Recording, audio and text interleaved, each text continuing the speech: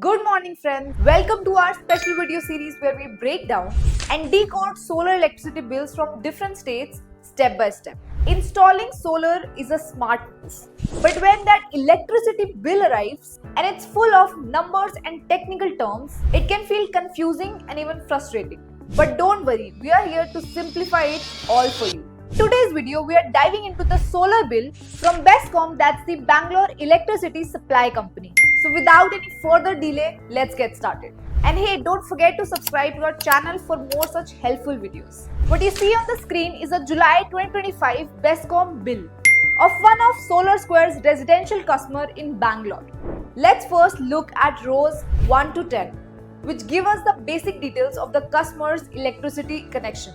Number 1, RR number, also known as the revenue register number. This is a unique alphanumeric code assigned to your electricity meter. It helps Bescom track your connection. Number 2, account ID. That's a unique 10-digit number printed on your bill. You'll need this for online services like bill payment, complaint registration, or tracking usage history. Number 3, name and address. That's quite self-explanatory. This section shows the customer's registered name and service address. Number 4, meter reader code. That's a unique code assigned to the Bescom official who reads your meter. It's mostly for Bescom's internal tracking. Number 5, tariff. This depends on the type of power supply. LT, low tension, is for residential and small commercial setups. HT, high tension, is for larger commercial or industrial consumers. In this bill, you'll see it's LT, which is standard for homes. Number 6, sanction load. This is the maximum power in kilowatts you're officially allowed to draw from the grid. In this customer's case, it's 8 kilowatt. Number 7, solar installed capacity in kilowatt peak. This is the size of the solar system installed. Here's the customer has a 4.36 kilowatt rooftop solar system. You might wonder, why is the sanction load almost double the solar system size? Usually the sanction load is close to the solar system size, but in this case, the customer might be planning to add heavy appliances like an AC or electric car, so they have opted for a higher sanction load in advance. Number 8, bill period. This tells you which month or period the bill covers. Number 9, reading date. This is the date on which the meter reading was recorded. Number 10, bidirectional meter serial number. This is the unique ID of your bidirectional meter, which tracks both the power imported from and exported to the grid. Next, let's look at the raw numbers 11 to 20. This section gives us all the key details about import, export, and solar generation. Starting from rows 11A and 11B, these show the present and previous meter readings for both energy import and energy export.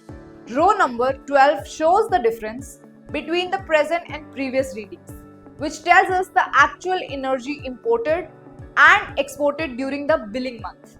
Energy export refers to the electricity generated by your solar system during the day.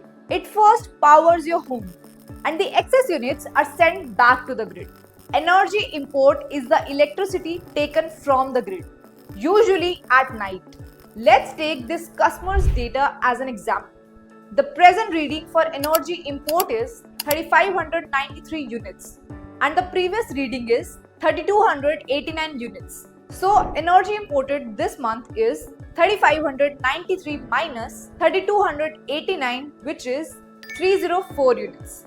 Similarly, the present reading for energy export is 5298.4 units and the previous reading is 4925 units. So energy exported this month is 5298.4 minus 4925, which is 373.4 units. If you compare both, the customer exported 373.4 units and imported only 304 units. That means they gave more to the grid than they took from it. So the net export is 373.4 minus 304, that makes it 69.4 units, which is shown in row number 15. Now let's look at row 16, which shows the recorded MD. MD stands for maximum demand.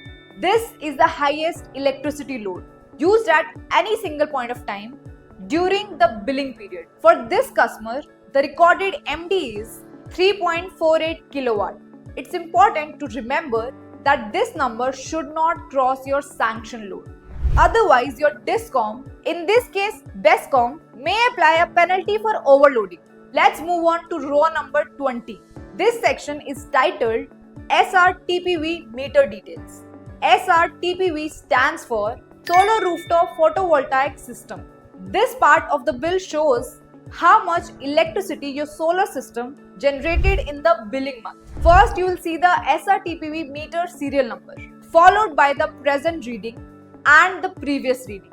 The difference between these two is your monthly solar generation. In this case, the present reading is 13,276 and the previous reading is 12,766. So 13,276 minus 12,766 gives us a total generation of 510 units for the month. Now moving to row number 21, cost of purchase. This refers to the PPA rate, which stands for Power Purchase Agreement Rate.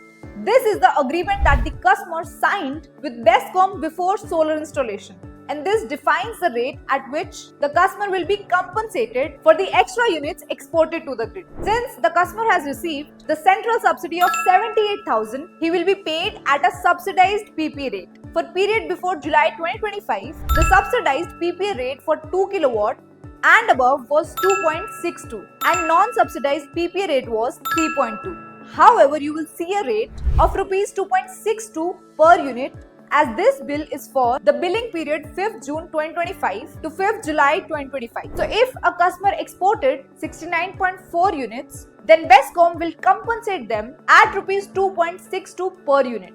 That means 69.4 multiply 2.62, which is Rs 182. This you can see reflected in row number 23 as gross amount payable to the customer. Since the beginning of August 2025, some customers have received a check for their extra exported units, while others have had the amount credited directly to their bank accounts.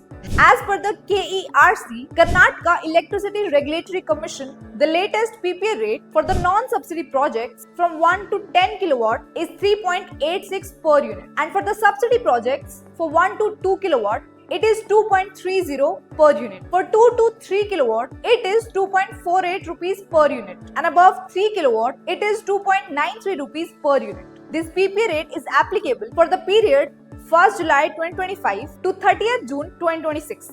Now coming to the fixed charges table. Fixed charges are calculated based on your sanction load at the rate Rs 145 per kilowatt. Here the sanction load is 8 kilowatt. So the fixed charges would be 145 multiply 8 is equal to Rs 1160.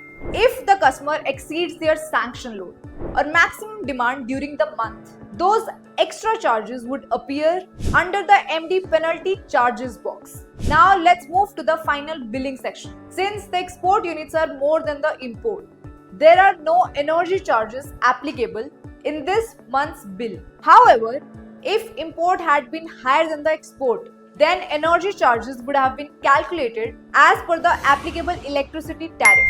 In row number 28, you will usually see a 9% tax applied on energy charges. But in this case, since no energy charges are applicable, this tax is also not applied. Next, the customer has received a solar rebate of Rs 109, which is shown with a negative sign. Coming to row number 36. If there are any pending dues from previous bills or if there was a delay in payment, those arrears or late fees get added here.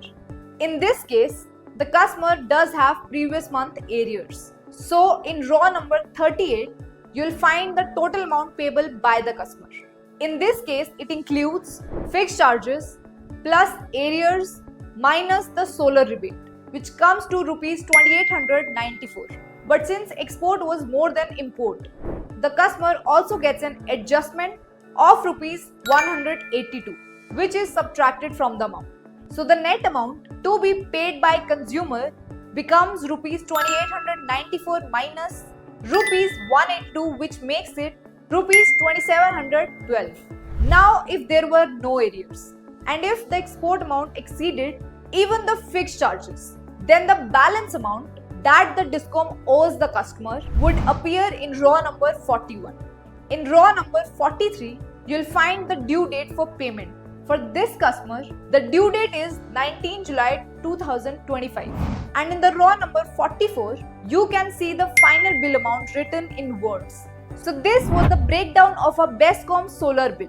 We hope this explanation helped you understand how to read and decode your own BESCOM solar bill with ease. Every state and DISCOM has a different bill format. So if you would like us to decode the solar bill from your state, just drop your DISCOM name in the comments. Your comment could be the topic of our next informative video.